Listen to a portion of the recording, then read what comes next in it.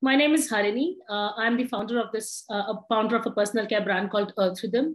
At Earth Rhythm, we ensure that we manufacture very sustainable skincare products, and not just sustainability. We focus a lot on clinical effectiveness as well as inclusivity as part of our concept. For us, Earth Rhythm was a homegrown venture, to be very honest. Back in the day when Earth Rhythm was still called Soapworks India, I come from a background of being a homemaker and then making skincare for my own self use, and then figuring out that a lot of consumers out there were looking out for such products.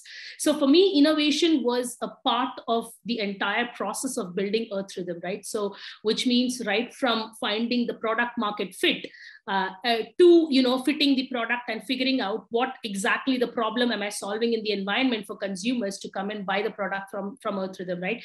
So I think the core to innovation is also finding about the product market fit in the industry, and following that, you should know if your product is actually solving a problem, and if so, how. So if you are able to solve, fix the puzzle and figure out what the product is and what problem it is solving, and whom are you targeting, I think we finally have that product which consumers exactly need in the market.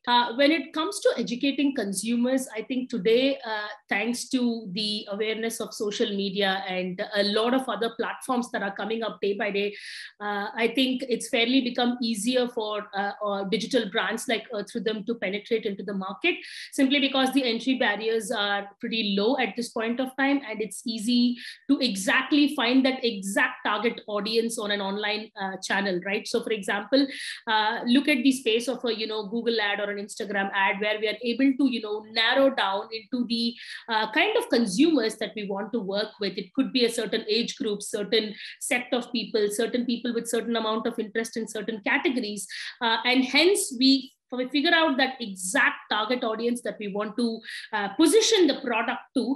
And from there, what we do is we bring in concepts to educate consumers. Now, today's scenario, I think influencer marketing is a great tool where consumers are wanting more and more user-generated content. I think gone are the days when, of course, celebrity endorsement comes with certain amount of credibility to the product, but consumers are more wanting to see realistic user-generated content. And this user-generated content comes through mostly through influencers, lifestyle bloggers, health and wellness experts that are present on these channels, right? So for us, the strategy was very simple: to break down the product and its uses to consumers, utilizing the UGC content. So we simply utilized this, and we were able to build a large amount of content on the online channel, where consumers were able to gather more information, understand how the product works, and finally understand whether the purchase is valid or not. I think as a homegrown venture, for us, the biggest advantage has been that we have done each and every step in the entire supply chain process ourselves, right? So I think at Earth Rhythm, right from the production of the product to the last mile delivery, everything happens at one place, which is centralized, and we own it. We still haven't figured out going to third-party warehouses at this point of time, but it also means that we have got a deeper understanding of the entire concept of the last mile delivery, the operational challenges that when you have while you're scaling up a brand. Today, thanks to the Amazons of the world, we've transitioned from a 3-day delivery to a 24-hour delivery to a 1-hour delivery point at this point of time. I think the fact that more number of brands are growing day by day, there is a huge surge in the logistics sector in itself, which is a good sign. You have 3PL warehouses, you have 4PL warehouses, which offer much more, one step an edge above the 3PL in itself, and helping consumers. I think all this also boils down to the fact of personalization, because consumers are very closely connected to the brand at every point of time.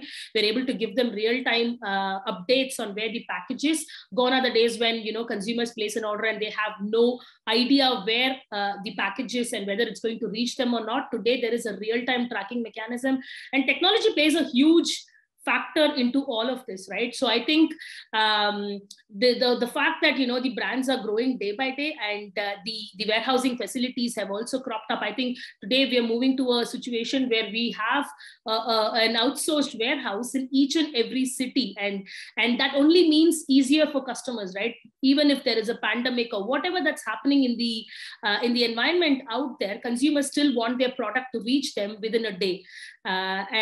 Which is, I think, you know, we're consolidating all of this, and we're building more and more warehouses to be closer to the consumers. And in a brand's perspective, I think it brings down a lot of expenditure in terms of, you know, for example, the return rates, right? So when we had a centralized warehouse, our return rates were at 5%, while we started, you know, decentralizing it and moving to different other third-party warehouses, it came down to 2%. I think that's the biggest advantage these warehouses bring to the table. The market, especially the BPC category, is seeing a huge clutter at this point of time. To cut through the clutter and, you know, to stand out in the market, you clearly need to be closer to the consumer. I think today consumers are having 10 different options for one single product, which means there are, you know, and also, you know, not just, you know, for example, Earth Rhythm is a brand that targets a certain type of customer, but there are also, you know, other brands who are cross-selling the same product to the same consumer, right? Which means the cost of acquisition of that customer is much higher than what it was 2 years back. To stand out and to make the max out of it, there are only 1-2 strategy, tried and tested strategies that we adopt. One is personalization. We ensure that the customers, right from the time they step into the website till the time they drop off, at every point, we ensure that the customer is actually staying connected to the brand. So how does this happen? Probably, you know, we implement tools like, you know, there are tools like, you know, CleverTap, WebEngage, Netcore. There are so many other tools which help in customer retention strategies. Now, what these strategies do is, once a customer lands onto your website, it is able to evaluate and track what exactly the customer was interested in, and we are able to retarget that customer even if the customer has not finished the transaction or the purchase, right? So I think that's one interesting strategy, and in this, personalization plays a major role, because we are able to directly reach the customer either through a WhatsApp or through an SMS or through an email. It could be any source, but we're able to directly reach the customer and give them more personalized kind of attention, which I think is a huge boon in the online segment, which was for the longest time was not being able to be replicated from an offline strategy, right? The second thing is giving them information. Now let's compare the offline and online channel. When a customer goes to an offline market, they're able to pick the product, do a 360-degree view of the product, and understand what and all are written on it, right? If you are able to give that kind of an experience to an online website, I think that really stands out for consumers, because at the end of the day, what they want is they want to be completely aware of the purchase that they're doing. So that's the second part. The third thing is easy return process. I think that's the biggest challenge most brands have when it comes to standing out in the market. Most of the times we see that, you know, when it comes to returns of the product, customers struggle. They have no clue how a purchase, buying something online and then returning can work.